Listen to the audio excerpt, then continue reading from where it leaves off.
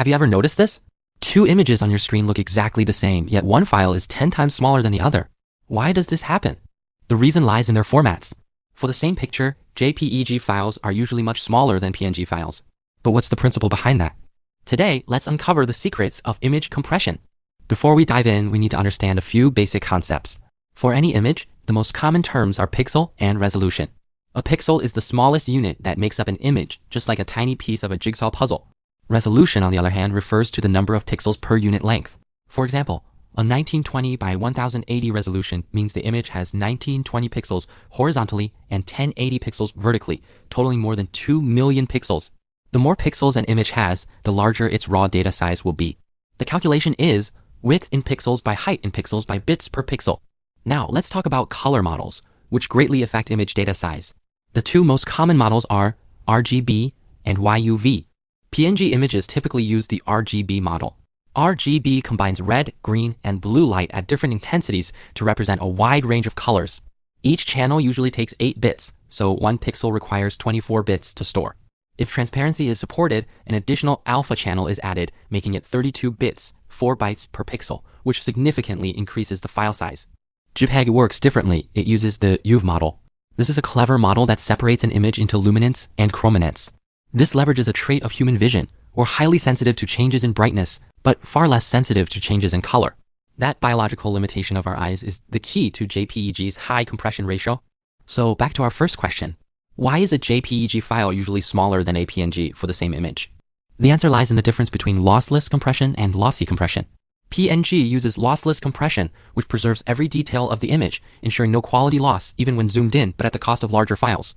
JPEG uses lossy compression, discarding information our eyes barely notice in order to greatly reduce file size while keeping the image visually similar to the original. So essentially, the difference is whether or not information is allowed to be discarded. Lossless compression only removes redundant encoding but never throws away original data. After decompression, the image is identical to the original with no information lost. It's like folding clothes neatly to save space without altering the clothes themselves. But the trade-off is a lower compression ratio, usually between 2:1 and 5:1. The more uniform an image is, the better it compresses. Lossy compression, on the other hand, selectively discards redundant data that the human eye can't easily detect. After decompression, the result isn't a perfect match to the original, but the difference is hardly noticeable. It's like trimming loose threads off a shirt. It's not exactly the same anymore, but it looks just as good and you save more space. Lossy methods can achieve very high compression ratios, typically between 10:1 and 20:1, and users can even adjust the compression level manually. The higher the compression, the greater the quality loss. So how does JPEG actually achieve its high compression ratio? It involves 4 main steps: pre-processing, DC, quantization, and encoding. Pre-processing includes color space conversion and chroma subsampling. First, GP converts the image from RGB to YUV, separating brightness and color. Then comes the crucial step, chroma subsampling. Since the human eye isn't sensitive to color detail, GP reduces the resolution of color channels. The default method is 4:2:0 subsampling, where each 2x2 block of brightness pixels shares just 1 U pixel and 1 V pixel. This alone cuts color data to a quarter of its original size. Other modes like 4:2:2 have horizontal resolution and 4:4:4 no subsampling exist as well, balancing quality against file size. Next is DCT, discrete cosine transform. JPEG divides the Y, U, and V channels into 8x8 pixel blocks. DCT then transforms these spatial domain pixel values into frequency domain coefficients. The result includes 1 DC component, average value, and 63 AC components, details. Low frequency components represent general shapes, while high frequency components represent fine details. This transformation conveniently concentrates important information in the low frequency region and less important details in the high frequency region, setting up for compression. Then comes quantization, the key step in lossy compression. JPEG uses a quantization table, dividing each DCT coefficient by a predefined number and rounding off. Low frequency values tied to important details are preserved more carefully. High frequency values tied to subtle details often get reduced to 0. For example, if a coefficient is 10 and the quantization value is 8, the result is 1, some detail remains.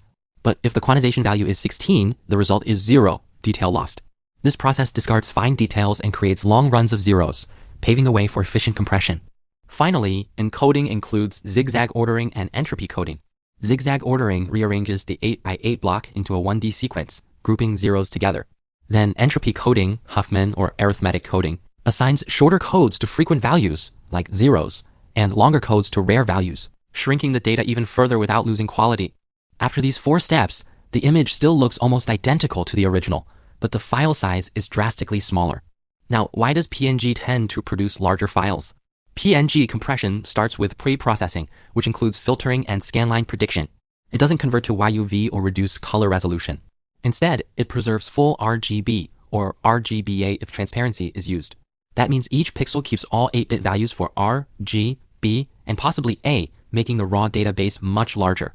PNG then applies prediction encoding using the values of neighboring pixels, left, top, or top left, to predict the current pixel's value and only storing the difference, residual. Residual values are usually smaller than raw pixel values, reducing redundancy. PNG supports 5 different prediction modes, and the compressor automatically chooses the most efficient one. The core compression method is Deflate, which combines the L77 algorithm and Huffman coding. LZ77 replaces repeated sequences with a reference of distance plus length. Huffman coding then assigns shorter codes to frequent symbols. This method is powerful but only removes redundancy. It never discards visual information. As a result, PNG's compression ratio is much lower than JPEGs, especially for detailed photographs. With transparency, the alpha channel, file sizes get even larger. So comparing JPEG and PNG, we'll know their differences. Besides JPEG and PNG, there are other common formats. JPEG 2000, an upgrade using wavelet transforms, supports both lossy and lossless compression, transparency, and better efficiency, but lacks widespread compatibility. WebP, developed by Google, supports both lossy and lossless compression, transparency, and even animation. Its lossy mode compresses 25 to 35% better than JPEG, and its lossless mode is about 26% smaller than PNG. It's increasingly popular on the modern web. GIF, which uses lossless compression but only supports 256 colors, making it suitable for simple animations but poor for photos. BMP, an uncompressed format, stores every pixel's raw data, producing very large files but preserving exact details, useful in fields like medical imaging. So, how should you choose the right format? For photos, landscapes, and complex images, where file size matters and slight quality loss is acceptable, JPG is the go-to. For icons, logos, screenshots, or line drawings, where exact accuracy and transparency matter more than file size, PNG is the right choice. For modern web or app usage, where small size, high quality, and transparency are all important, WebP is often the best balance. Hopefully, after today's deep dive, you now understand why JPEG files are so much smaller than PNG files and how image compression really works. That's all for this video.